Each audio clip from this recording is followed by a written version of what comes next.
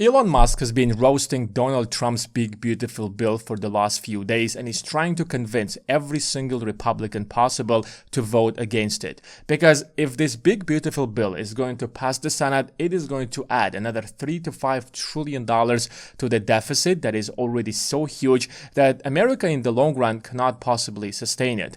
And America has some time in order to save itself. But if you add another $3 to $5 trillion, you're shortening that time, and America is on the path when the entire budget is going to be allocated into paying off the interest. And this is not a joke. Imagine you're working so hard, paying so much taxes, income tax, payroll tax, whatever tax, corporations paying taxes, and then all of that, instead of paying you Social Security, building roads and bridges, will be allocated into paying off the interest. This is one of the reasons posed by Elon Musk, that America's debt is unsustainable.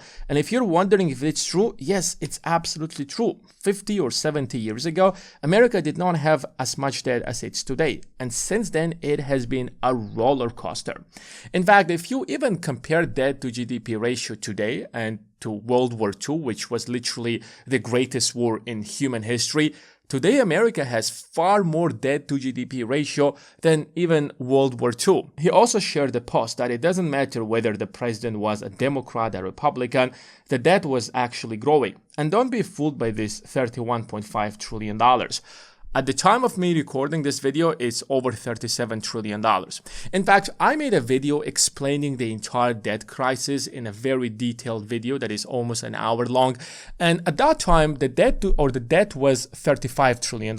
And since then, which was around almost a year ago, an extra $2 trillion was added. And I explained in that video that if this trajectory is going to continue, that was, by the way, before Trump was elected as the next president of the United States, that if the United States will continue on this trajectory, it has not much time in order to save it. But now with this big beautiful bill, another $3 to $5 trillion will be added to the deficit, which is going to worsen the crisis. And if you're wondering, why did all these presidents suddenly increase the debt ceiling or increase the debt? When Biden was president, he took the presidency from Trump when the United States was going through COVID, and you had lower interest rates and injecting trillions of dollars by the Fed to save the economy from the crisis. When Donald Trump became the president, he passed the Trump's tax cuts, and he had to borrow as much money as possible before those tax cuts will be paying off and will grow the economy. Because if you're cutting taxes, you still need some kind of an income to pay off Social Security, to pay off defense, that is almost like $1 trillion or more than that. And then you have a long list of other expenses as the government to do. When Barack Obama was president, he inherited the 2008 recession, and he had no other option but to confirm with the Federal Reserve to inject the economy with trillions of dollars again to save the economy from the 2008 financial crisis. Imagine if that didn't happen. Today, maybe China would be a much larger economy than the United States. That's something that the United States cannot afford like China to do. The only president that did not let debt to grow that much was Bill Clinton. In fact, he was probably the only president in recent American history that balanced the budget before he took office. Everyone else, by the time they got out of the office, the deficit was tremendous. Even if you take Ronald Reagan, who passed one of the largest tax cuts in American history, he thought that I'm going to cut taxes, the economy is going to grow faster, and we're going to generate much more income from a bigger economy, so that will benefit everyone else. That's a really great idea in theory, but when you suddenly cut so much taxes, the government's budget is going to dry up, and you will have to get that money from somewhere, and that somewhere is always borrowing it from investors. This chart perfectly illustrates the root cause of the problem. These are the numbers for 2023, because in 2025, the numbers are going to be for revenue, or for spending in this case, $7 trillion, while revenue is around $5 trillion, leaving the government with almost like $2.1 trillion in real deficit. In 2023, the deficit was $1.8 trillion. So the difference isn't huge between 2023 and 2025, but we're still talking about a $2 trillion deficit, and that is without the big beautiful bill. And now stop for a moment and ask yourself a question. We are running a $2 trillion deficit. What is going to happen if we add another $5 trillion? Do you see where the problem is? The entire point when Trump ran on his campaign, one of the things that he talked a lot about was that the huge debt problem that the US has. But you don't solve the debt problem by getting more debt. You don't solve the debt problem by cutting taxes and increasing spending. I'm not saying that you should raise taxes, but at least you shouldn't actually raise spending in the first place so that you kind of balance the budget over time. In fact, Elon even called it that America is headed into a real debt slavery. If America is going to hit a position where all taxes will be paid into the interest payments, that's the real slavery. Imagine working so hard. Imagine that the government will have no other option. Because if you're going to default on that debt, what is the consequences of that? The dollar will stop being the global reserve currency and America will no longer be a superpower that it's today. But if you decide to stay on that currency, it means that you have to continue paying off the interest on all the debt that you had borrowed. And that means trillions of dollars. Right now, it's about like $1 or $1.1 trillion, which is even larger than the defense budget. And that is probably the most mind-blowing thing that I cannot possibly even comprehend right now. You have the largest military in the world. You are controlling the world because you have a military base in every single corner of the world. And nobody, literally nobody can compete with you. It's impossible to compete with the US. Like whatever you hear about other militaries, just don't take them seriously. Like, nobody can compete with the United States. But because nobody spends as much as the United States. However, suddenly the interest payments on your debt are larger than the payments on the defense budget, which is insane. And because the debt is growing so fast right now, America will come to the position where it won't be able to afford the military, because instead of paying for the military, you will have to pay the interest on the debt, since the debt is so huge. America is also going bankrupt extremely quickly. Interest payments on the national debt just exceeded the Defense Department budget. They're over $1 trillion a year. And this is the projection before the Trump's big beautiful bill, that by 2025, the debt to GDP ratio will hit around 175%.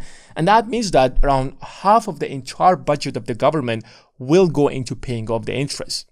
But if we are going to pass the big beautiful bill, suddenly this number is going to skyrocket. And it's not going to happen in 2055, but rather it most likely going to happen somewhere between 2035 and 2045, which limits the time that America has to solve its debt problem. It's very similar to a person who starts taking a bunch of debts, a bunch of credit cards, and then max them out.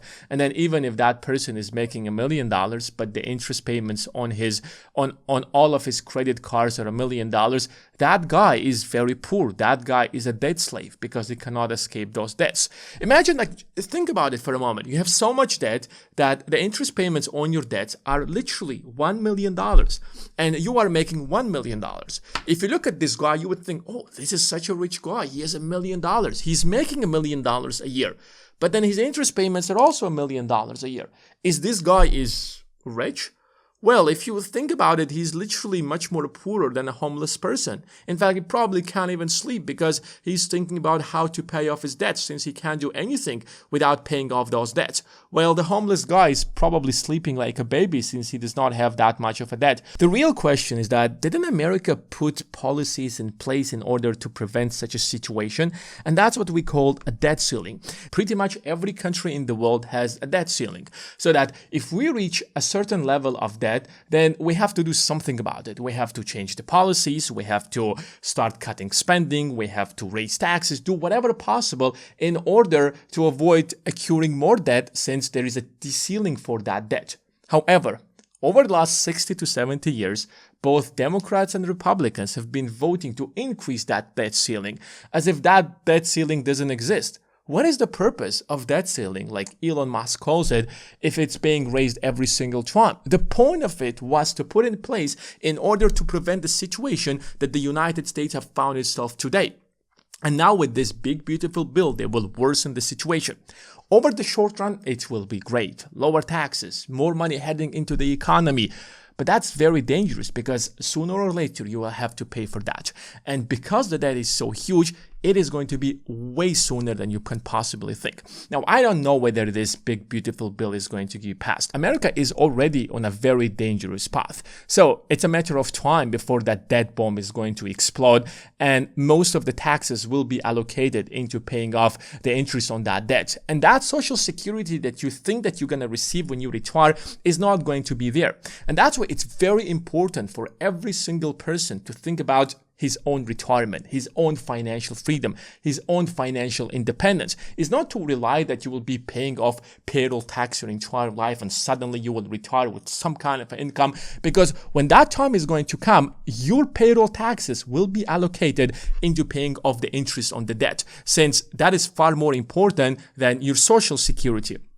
Which is why, if you haven't started investing yet, it is time to take investing seriously and build a strategy that will get you to that financial freedom, that will get you to a position where you're not going to be relying on Social Security, where you will not be relying on the government to take care of you when you retire. In fact, if you even start investing with as little as $200 every single month, you can still build some kind of a cash cushion or an investing portfolio that will provide you with some kind of a financial freedom by the time you retire. And if you don't know where to start and you need a very proven investing strategy, make sure to check the first link in the description of this video. That's it for today, guys. Thanks for watching, and I will see you in the next one.